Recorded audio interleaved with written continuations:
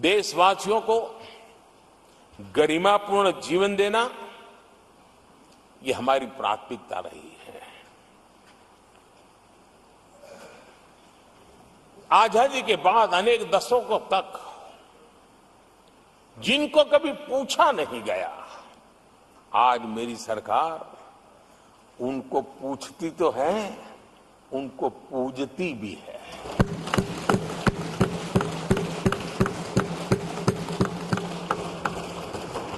हमारे दिव्यांग भाई बहनों के साथ हमने मिशन मोड में उनकी कठिनाइयों को समझ करके माइक्रो लेवल पर उसको एड्रेस करने का प्रयास किया है और व्यवस्थाएं विकसित करने का प्रयास किया है ताकि वे गरिमापूर्ण जीवन जी सकें और कम से कम किसी का सहारा उनको लेना पड़े, इस दिशा में हमने काम किया है।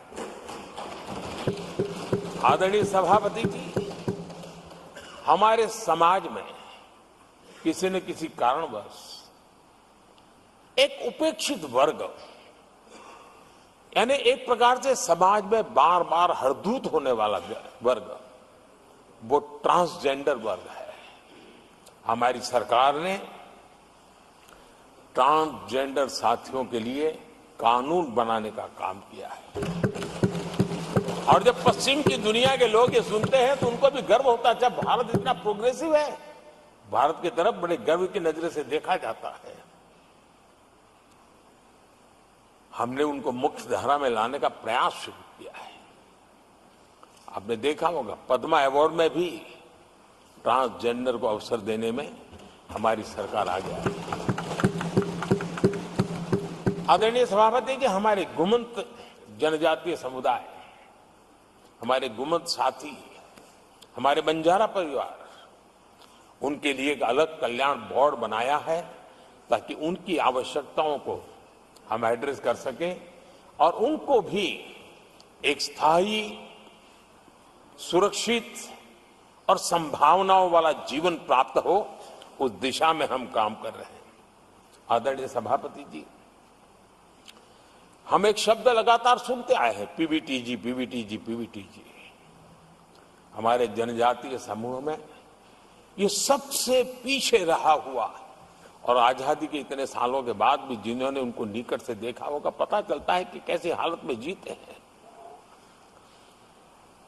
उनकी तरफ किसी ने नहीं देखा। हमने एक विशेष व्यवस्था की है और पीएम जनमन योजना के तहत 24,000 करोड़ रुपए, ये समुदाय बिखरा हुआ है, छोटी संख्या में है, वोट की उनकी ताकत नहीं है और यहां देश की परंपरा है जिसकी वोट की ताकत है उसी की चिंता करना, लेकिन समाज के ऐसे अति पिछड़े लोगों की कोई चिंता नहीं करता था। हमने वो चिंता की है क्योंकि हम वोट की राजनीति नहीं करते, हम विकास की राजनीति करते हैं।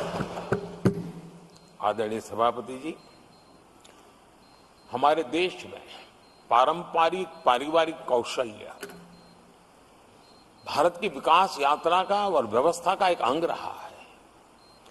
जो हमारा विश्वकर्मा समूह है, जिनके पास परंपरागत से हुनर है और जो समाज की आवश्यकताओं को पूरी करता है, लेकिन उनको कभी एड्रेस नहीं किया गया। हमने करीब करीब 13,000 करोड़ रुपए की योजना से विश्वकर्मा समुदाय को आधुनिकता की तरफ ले जाना, उनके अंदर प्रोफेशनलिज्म आए। आदरणीय सभापति जी, गरीबों के नाम पर बैंकों का राष्ट्रीयकरण तो कर दिया गया था, लेकिन मेरे रेहड़ी पटरी वालों को कभी बैंक के दरवाजे तक देखने की हिम्मत नहीं होती थी, हालत थी। पहली बार देश में पीएम स्वनिधि योजना के तहत रेहड़ी पटरी वालों की चिंता की गई है और आज वो ब्याज के कुचक्र से बाहर आकर के अपने परिश्रम से और ईमानदारी से जो रेहड़ी पटरी वालों को बैंकों से लोन मिले हैं, वे लगातार, बैंक वाले भी खुश हैं, लेने वाले भी खुश हैं और जो कल फुटपाथ पर रेहड़ी बैठता था, आज एक छोटी दुकान दिशा में बनाने की दिशा में आगे बढ़ रहा है। जो पहले खुद मजदूरी करता था, आज एक आध दो को रोजगार देने की दिशा में काम कर रहा है। और यही कारण है कि गरीब हो, दलित हो, पिछड़े हो, आदिवासी हो, महिला हो, उन्होंने हमारा भारी समर्थन किया है।